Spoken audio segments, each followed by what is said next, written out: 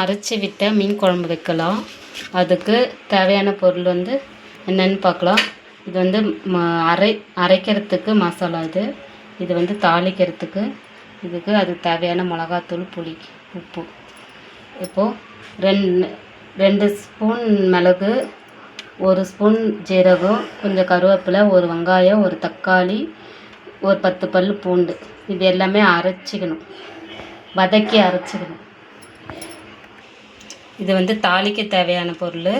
கடுகு கொஞ்சம், உளுத்தம்பருப்பு கொஞ்சம், வெந்தயம் கொஞ்சம், கருவேப்பிலை, கொத்தமல்லி, 2 வெங்காயம், 2 தக்காளி, 10 பல் பூண்டு. இது எல்லாமே வதக்கிறதுக்கு. இது வந்து குழம்புக்கு மிளகாத்தூள் ஒரு 3 ஸ்பூனு, உப்பு 1 ஸ்பூனு, மஞ்சாத்தூள் 1/4 ஸ்பூனு,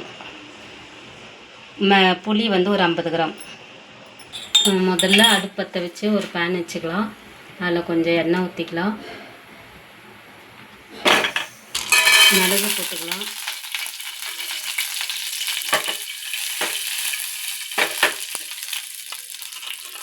கூட ஜீரகம் போட்டுக்கலாம்.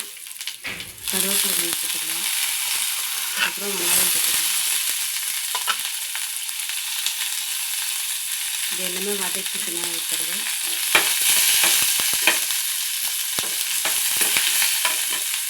அது கூடவே தக்காளி போட்டுக்கலாம்.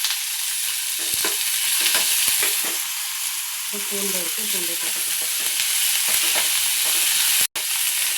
அடுப்பை மீடியமில் வச்சு வதக்கி ஆற வச்சு அரைச்சிக்கலாம். இது எல்லாம் வதங்கிடுச்சு. இதை அப்படியே குறைன்னு அரைச்சிக்கலாம். ஒரு கடாய் வச்சுட்டு ஒரு 50 ml எண்ணெய் ஊற்றிக்கலாம். இப்போ எண்ணெய் காஞ்சிச்சு, கடுகு போட்டுக்கலாம்.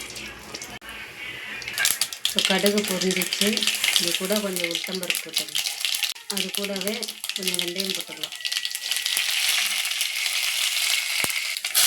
அது கூடவே பூண்டு போட்டுக்கலாம்.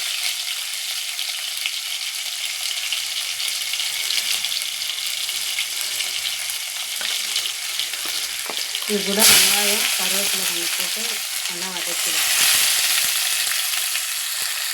இப்போ வெங்காயம் நல்லா வதங்கிச்சு. இது கூட தக்காளி சேர்த்துக்கலாம்.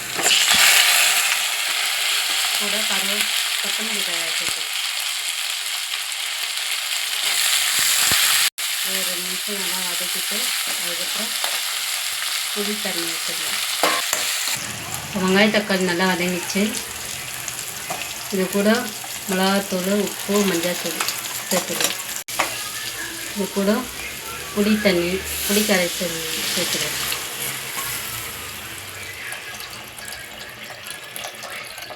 இது நல்லா கொதிக்கட்டும்.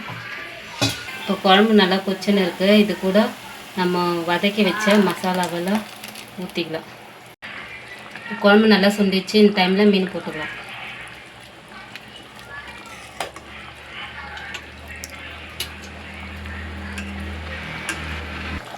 இப்போ மீன் போட்டாச்சு. இது ஒரு 5 நிமிஷம் கொதிக்கிட்டோம்.